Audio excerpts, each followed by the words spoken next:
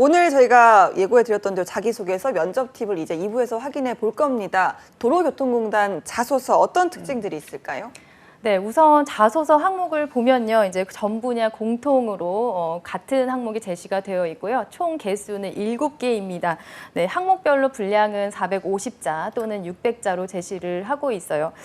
일단 분량에 대해서는 그렇게 큰 부담이 없는데 일단 개수가 많기 때문에 7개를 시작하기에 앞서서 이제 심적인 부담이 되실 것 같은데요. 또 이 질문 안에는 또 소질문이라고 해서 또 작게 또 계속 물어보는 3개에서 4개의 소질문까지 포함하고 있어요. 그래서 질문이 참 많다라는 생각을 하실 겁니다. 그렇지만 이제 오늘 방송 보시면서 제가 설명을 좀 많이 드릴 거라서요. 보시면서 같이 준비하시면 되니까 너무 걱정 안 하셨으면 좋겠습니다. 네, 뭐 대표님 워낙 꼼꼼하게 설명을 맞아요. 잘해주셔서 저희는 걱정하지 않습니다. 자, 자기소개서 어떤 항목들로 구성되어 있는지 간략하게 짚어볼까요?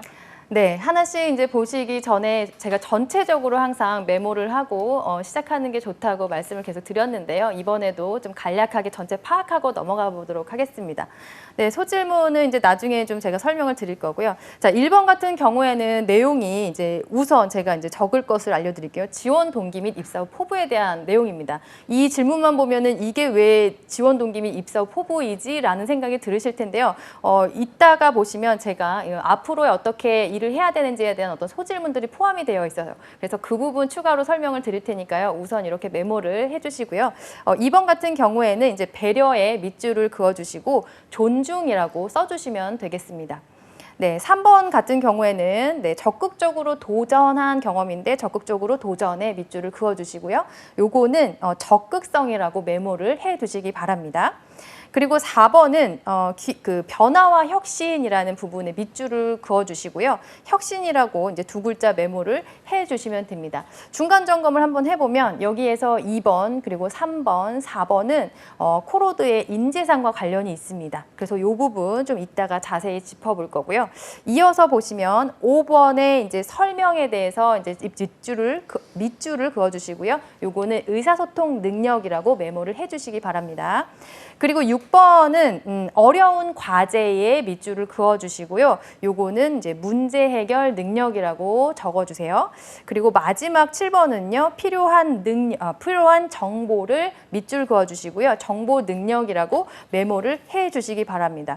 그래서 요거는 이제 5번 그리고 6번, 7번은 이제 직업 기초 능력에 관한 이제 문항이에요. 그래서 총 정리를 해보면 1번이 이제 지원 동기 및 입사 후 포부 한 문항 그리고 인재상에 관한 게 3문항, 그리고 직업기초 능력에 관한 게 3문항, 그렇게 17개 문항이 네, 제가 이제 좀 자세히 설명을 드리려고 하다 보니까 네, 마음이 조급해졌는데요. 총 7개 문항으로 구성되어 있습니다.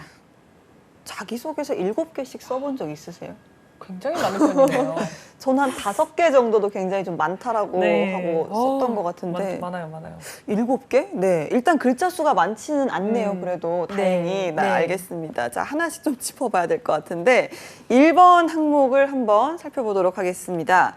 귀하가 우리 조직에 입사하였다는 상황하에 아래의 질문에 답변을 기술하여 주십시오. 600자 이내입니다.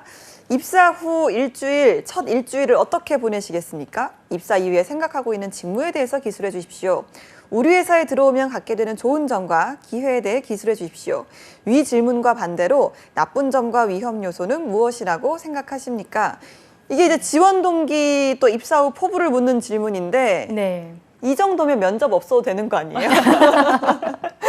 네, 뭐 그렇지만 이제 평가하는 입장에서는 사실 이게 분량이 또 작고 또 이제 계획을 이제 구조화해서 잘 세웠는지 또 점검을 할 필요가 있어서요. 네, 지원자분들은 좀 고심하시고 또 할 게 많겠지만 또 잘 쓰셔야 되겠습니다. 네.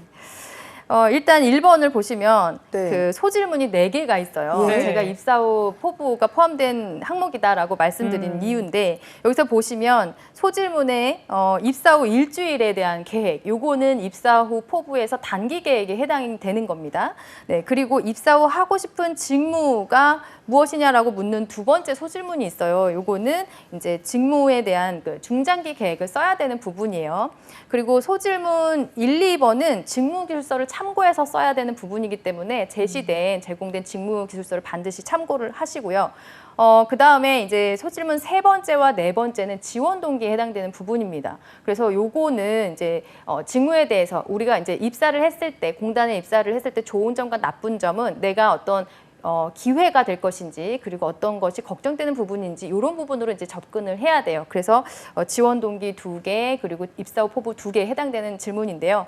우선 이 부분들은 조금 자세히 살펴보기 전에 저희가 참고해야 될 자료들이 있어서 그 부분을 좀 먼저 봐야 될 것 같습니다. 네. 네.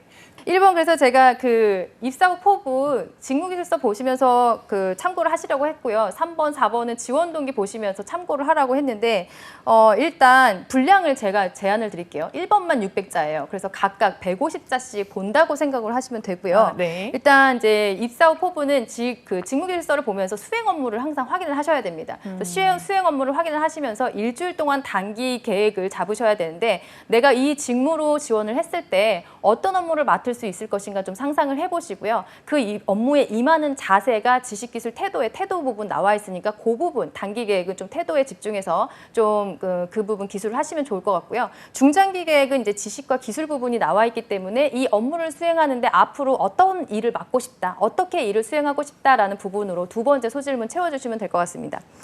그리고 이제 세 번째와 네 번째 이제 지원 동기와 관련된 부분인데 세 번째는 일단 좋은 점으로 내가 직무 역량에 요거가 있는데 이걸 발휘할 수 기회가 있어서 너무 좋다라는 이제 기회, 나에게 업무 수행 기회, 역량을 발휘할 기회가 있어서 좋은 점일 것 같다라는 식으로 접근을 하시고요. 네 번째는 이제 나쁜 점이라고 하는데 조금 나쁜 점이라기보다는 아쉬운 점. 아쉬운 점은 뭐냐면 이제 내 탓을 조금 하셔야 되는데 솔직하게 이제 제가 이런 부분이 역량이 필요하나 내가 지금 이제 뭐 실무 경험이라든지 이 부분이 조금 부족하기 때문에 발휘하지 못하는 게 조금 당장은 아쉽고 이 부분은 앞으로 이제 채워보겠다라는 식으로 접근을 하시면 조금 방향 잡기에 수월하실 것 같습니다. 네, 좋습니다. 자, 이제 2, 3, 4도 알아봐야 되는데요. 그 전에 인재상도 한번 짚어봐야겠죠. 네, 이제 코로드의 인재상을 한번 보겠습니다. 자, 세 가지 인재상에 대해서 항목이 나와 있어요. 그래서 먼저 짚어볼 건데요. 코로드의 인재상은 혁신, 창조, 적극성, 존중 이렇게 네 가지가 있습니다. 이 중에서 창조를 제외하고 적극성, 혁신, 존중이 자소서 항목으로 제시가 되어 있는데요. 1번 혁신 같은 경우에는 변화와 혁신을 선도하는 인재를 선호한다라고 했고요. 이게 4번 항목에 이제 핵심으로 나와 있습니다. 그리고 이제 두 번째 적극성은 적극성과 열정을 가진 인재를 선호하는데 그런 면목을 좀 평가하고자 3번 항목에 제시가 되어 있고요. 그리고 존중 같은 경우에는 구성원과 국민을 존중하고 배려하는 인재가 필요하다라고 해서 바로 2번 항목에 제시가 되어 있습니다. 네, 그러니까 정말 인재상을 2번부터 4번까지 다 풀어서 또 항목을 만든 것 같습니다. 그럼 2번 항목, 존중과 관련된 항목입니다. 살펴볼까요? 다른 사람을 배려하는 마음이 어느 정도라고 생각하는지 그와 관련된 사례를 기술해 주십시오. 450자 이내입니다. 소질문을 좀 읽어보면 언제 어떤 상황이었습니까? 그래서 귀하는 어떻게 행동했습니까? 이 경험을 통해 배울 수 있었던 것은 무엇입니까? 라고 나뉘어져 있네요. 야, 배려, 존중. 정말 저랑 안 친한 단어들인데 이거 어떻게 써야 될까요? 아, 그렇게 안 보이는데 아마 겸손하신 것 같아요. 자, 2번부터 7번까지는 경험을 묻는 질문이고요. 이 부분은 이제 스타 기법에 맞춰서 구조화돼서 묻고 있습니다. 그래서 사실 소질문이 3개씩 나와 있긴 하지만 우리가 평소에 스타 기법으로 구조화해서 쓰는 방식을 했기 때문에 그걸 나눠서 쓰신다고 생각하시면 그렇게 어렵지 않으실 거예요.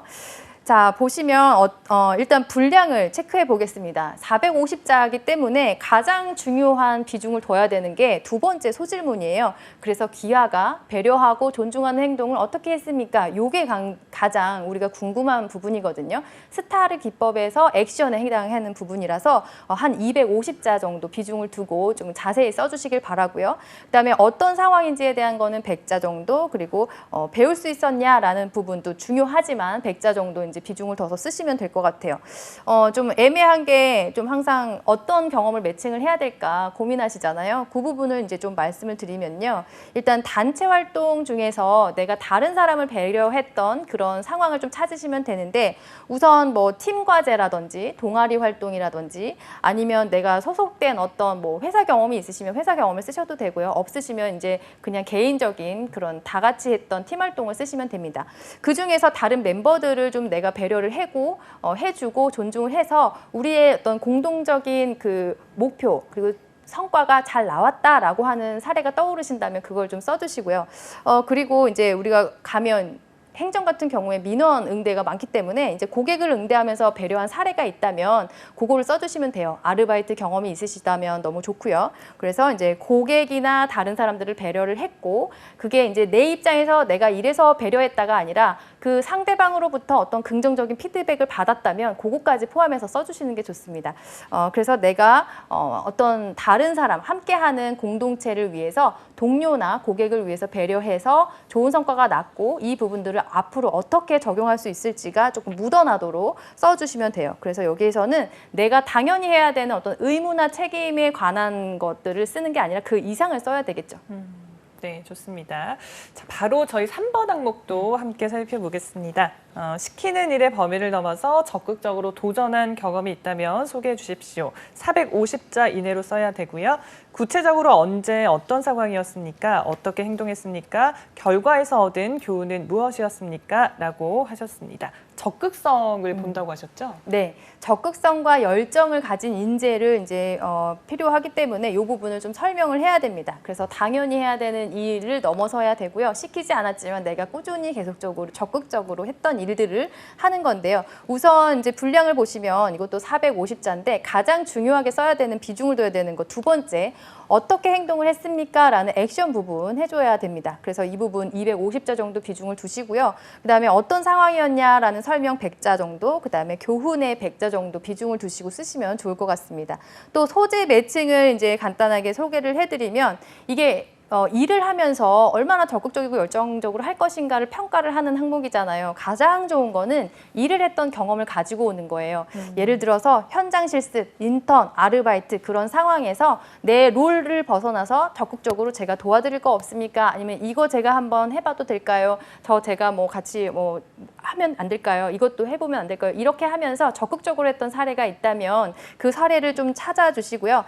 일 경험이 없다 하시면 이제 교내 활동 중에서 실험 연구라든지 아니면 과제하면서 혹은 우리끼리 대회 준비를 하면서 그런 이제 행사 준비를 하면서 내 역할 이외에 내가 더 맡아서 할게 이것도 하면 어떨까 해서 좀 좋은 성과가 났던 거 그런 사례를 좀 찾아보시면 좋겠습니다. 네, 알겠습니다. 이어서 4번 항목 살펴보도록 하겠습니다.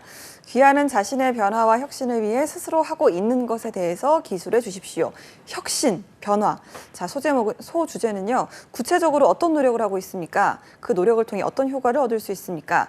그 결과에 대해서 어느 정도 만족하십니까? 사실 이런 항목들이 자소서에 나오면 부담을 느끼게 돼요. 이 혁신이라는 단어 자체에 굉장히 좀 거창해야 될 것 같고 네. 뭔가 좀 내가 스티브 잡스가 돼야 될 것 같고 막 이런 생각이 드는데 이거 어떻게 써야 되는 걸까요? 네, 이런 이제 거창한 이 핵심 가치나 인재상이 저희 발목을 딱 잡거든요. 맞아요. 근데 이제 마음을 놓으세요. 제가 접근하는 방법을 알려드릴게요. 여기에서 이제 혁신이라고 하는 부분은요, 어떤 프로세스나 업무 환경을 내가 어떻게 바꾸는 그런 큰 힘을 요구하는 게 아니고 자기 스스로 자기 개발을 한 사례를 묻고 있습니다. 그렇기 때문에 내가 좀 전문가가 되기 위해서 내가 조금 더 변화를 하고 좀 더 잘 해야 되겠다 하는 사례들을 좀 잡아보시면 돼요. 그래서 분량 먼저 말씀을 드리면요. 여기에서 가장 중요한 비중은 첫 번째 소질문입니다. 그래서 구체적으로 어떤 노력을 했습니까? 이 액션 부분이 또 중요하기 때문에 여기에 250자 정도 쓰시고요. 나머지 효과와 그다음에 만족도는 100자씩 이제 적절하게 쓰시면 돼요. 그래서 소재 매칭은 아까 제가 자기개발 사례를 말씀을 드렸는데 내가 이 분야의 전문가가 되기 위해서 이 부분을 이제 공부하고 있다 해서 예를 들면 자격증을 취득해서 전문성을 높이려고 했던 노력 그리고 내가 더 공부를 하거나 경험을 쌓으려고 노력했던 부분 그거를 이제 예를 들어서 써주시면 되고요. 중요한 거는 자기개발에서 행동만 중요한 게 아니라 이거를 무엇 때문에 하게 됐는지 어떤 목적으로 이 공부를 하게 됐고 앞으로 업무를 할 때 이렇게 활용할 계획이다까지가 연결이 돼야 잘 쓴 자소서라고 할 수 있습니다. 네, 너무 거창하게 생각하지 않고 자기 개발에 포인트를 주면 될 것 같습니다. 자, 5번 항목인데요. 지금까지 자신이 다른 사람에게 설명해야 했던 가장 복잡하거나 어려웠던 아이디어, 상황 또는 경험에 대해 기술해 주십시오. 450자 이내고요. 구체적으로 언제 어떤 상황이었습니까? 어떻게 설명을 했습니까? 그 결과는 어떠했습니까? 라고 되어 있습니다. 이건 좀 어떻게 구조화를 해야 될까요? 네, 의사소통 능력 가장 기본이면서 많이 나오는 능력 중에 하나인데요. 요건 이제 설명의 밑줄을 그라고 했어요. 그래서 얼마나 설명을 잘했는지를 보여주시면 되는데 분량 먼저 말씀을 드리면 여기에서 이제 두 번째 소질문이 가장 중요합니다. 어떻게 설명했습니까? 요것도 액션에 포함이 되고요. 250자 정도 분량을 좀 설정을 하시고 상황과 그 결과에 대해서는 100자 정도로 좀 고르게 써주시면 될 것 같아요. 소재는 일단 상대방과 입장 차이가 있거나 아니면 상황이 조금 다른 상황에서 내 입장을 설명을 하거나 혹은 내가 새로운 아이디어를 미팅에서 제안을 했을 때 얼마나 상대방을 잘 논리적으로 설득을 했는지 그 설명하는 부분을 방법을 얘기를 해주셔야 되는데요. 나의 설명 방법에 대한 노하우를 써주신다고 생각을 하시면 됩니다. 예를 들어서 어떤 팩트를 근거로 제시를 하거나 시각화해서 자료를 하거나 아니면 어떤 설명하는 방법에 대해서 어떤 구조화가 되어 있거나 이런 부분들을 잘 기술하시면 되겠습니다. 네, 알겠습니다. 이어서 6번 항목 살펴보도록 하겠습니다. 지원자가 살아오면서 해결해야 했던 가장 어려운 과제는 무엇이었습니까? 450자 이내고요. 소질문, 구체적으로 언제 어떤 상황이었습니까? 어떤 대안들을 모색했으며 어떤 기준으로 하나의 대안을 선택하셨습니까? 그 결과에 어느 정도 만족하십니까? 라고 적혀 있는데요. 도로교통공단 자소서 항목들이 대부분 이 사례나 상황을 묻는 질문들이 굉장히 많은 것 같아서 네, 뭔가 맞습니다. 상대적으로 나는 에피소드 부자가 아니다 이렇게 생각하는 분들은 굉장히 좀 답답하고 네. 걱정이 많이 되실 것 같아요. 네, 맞습니다. 이렇게 딱 항목만 보면은 걱정이 계속 되거든요. 네. 네, 일단 요 걱정도 조금 덜어드려야 될 것 같습니다. 요 가장 어려웠던 과제 여기에 너무 이제 매몰되시면 내가 뭐가 가장 어려웠지 어느 정도로 어렵다고 써야 될지 이러면서 시작을 못해요. 그래서 요거는요 이제 좀 어려운 과제 기준을 이렇게 잡아드릴게요. 계획대로 잘 안 됐던 일 이렇게 좀 정리를 하시면 내가 이 과제를 이렇게 계획을 해서 하려고 했으나 중간에 어떤 상황이나 조건이나 이런 부분 때문에 난이도 이런 것 때문에 계획대로 잘 안 됐다. 그러나 이거를 끝까지 어떻게 해냈다라는 부분을 좀 기억을 하시면 될 것 같아요. 그래서 분량 먼저 설명을 드리면요. 일단 여기서 가장 중요한 부분이 두 번째예요. 그래서 어떤 대안들을 모색을 했고 어떤 기준으로 대안을 했냐 이 방법을 해결하는 부분이 중요하기 때문에 여기에 250자 정도 설정을 해 두시고요. 그다음에 상황과 결과에 대해서 만족도는 각각 100자씩 이제 비중을 두시면 되겠습니다.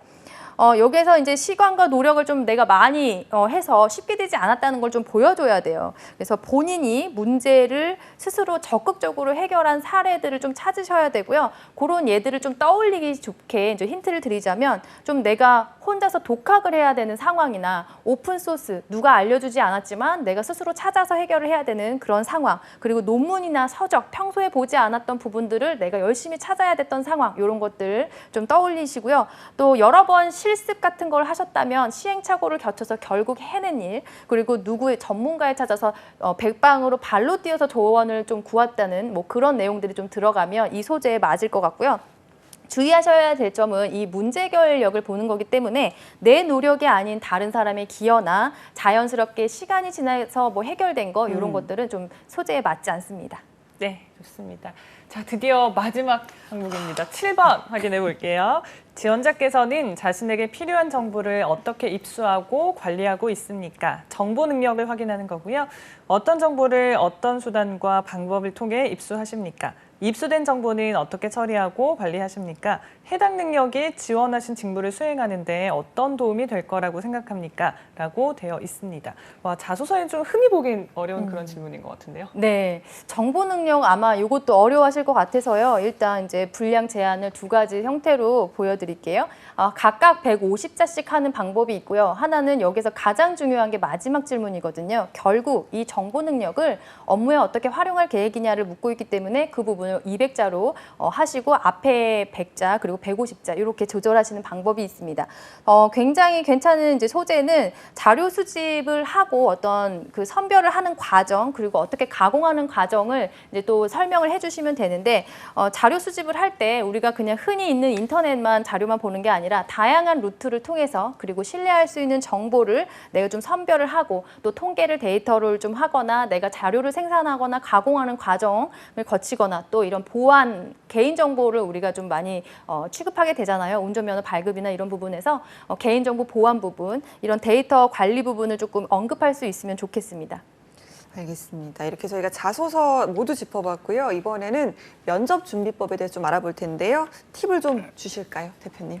네, 일단 1번 그 1차 면접에서 개인 발표가 진행이 되고요. 2차 면접에서 이제 경험 면접과 상황 면접으로 이제 되는데요. 오프라인으로 일단 진행이 될 거예요. 그래서 방역 수칙을 지키면서 발열 체크하시고 마스크 쓰시고 또 본인 확인하시고 여러 절차를 통해서 가게 되고요. 사회적 거리 그 두기 단계가 좀 격상이 되면 온라인으로 하는 것도 계획 중에 있지만 우선적으로는 이제 오프라인으로 된다는 거를 기억을 하시면 되겠습니다. 일단 이제 개인 발표 먼저 말씀을 드리면 다대 1 상황에서 한 10분 내에 10분에서 15분 정도 걸리고요.